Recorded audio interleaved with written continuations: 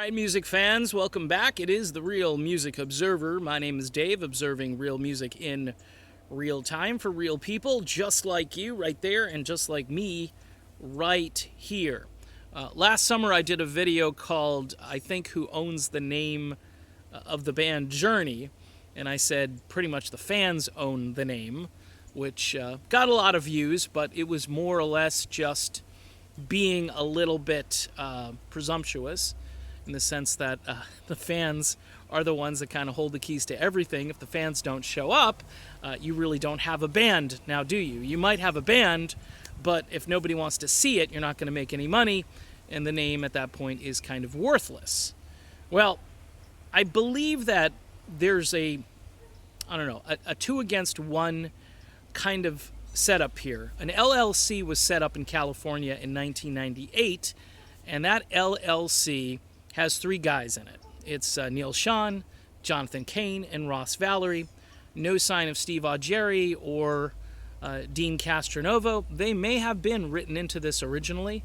I'm not sure. I know there are all kinds of stipulations that are typically put in, almost like the old non-compete contract. When you leave, you're not allowed to, go to work for someone else and offer the same services that you were rendering for your original employer. In the case of Augeri, he was given plenty of latitude since his vocal cords were shredded, and the boys probably thought, hey, let Steve do what he wants to do. We're not going to stop him. In the meantime, let's go get Arnell. But back in 98, it was Perry. It was Mr. Steve Perry. I just mentioned his name. So everybody came running over. Did he say Steve Perry? Yes. In 1998, Steve Perry was told to take a hike. Theoretically, he couldn't take a hike, as we found out when he went to Hawaii because of the pain. But after all of that went down, he was basically said, look, we're going to go look for another singer. I'm sure Perry's name was all over that original contract.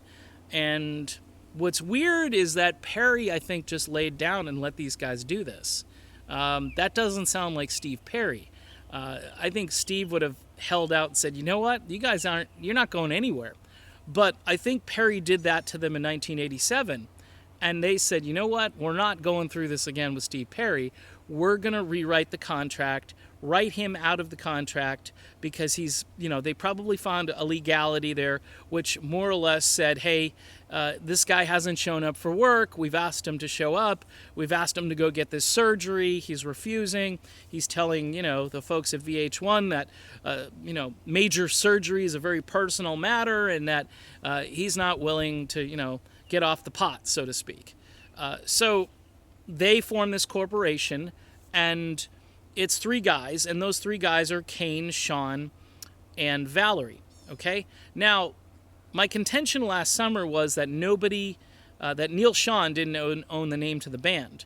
And theoretically, that's correct. Because if these 2 guys are of the same opinion, they can overrule the one guy, or possibly it just becomes log jammed and nobody really gets what they want. Because Neal could say, okay, these guys can't tour without me. That's just silly.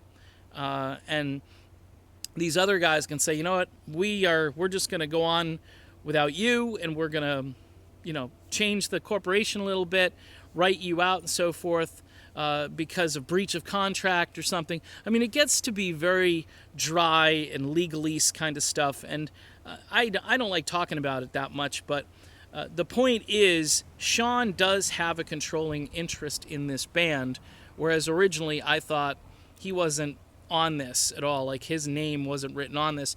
And I know that's stupid. Why wouldn't his name be on it? When they reformed, it was Neal Shawn who more or less said, look, I want my band back. I want to get moving again. I want to create. I want to find a singer. Cain and his wife at the time helped bring in Augeri. Augeri again fries his vocal cords. Neal goes out and gets Arnell. So in hindsight, Neal has been a guy who's really kept this thing going and been fairly passionate about moving forward. And I think that's where the logjam is. You've got the other 2 guys seem very complacent. We're just going to play the hits. We'll have fun playing the hits. And the other guy is really wrapped up in his wife and his wife's church. I know Ross Valory, from all accounts, is one of the nicest human beings you're ever going to hang out with, and he just likes playing music. I think he was out with Dave Mason a few days ago, and that sounds like Ross. That's like something he would do.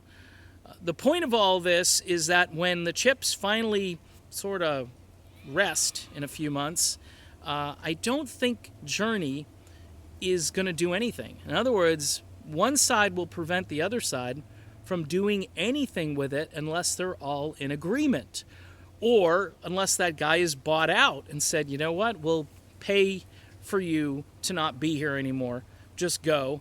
And it could be any of those three guys that are bought out of the contract if they want to, move on and live comfortably without having to tour and make music anymore.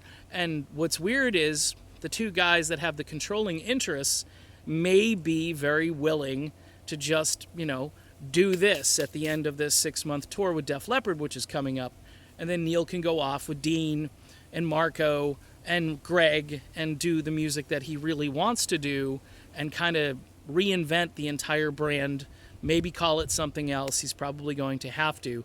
But it's very interesting from a legal standpoint that these guys restructured.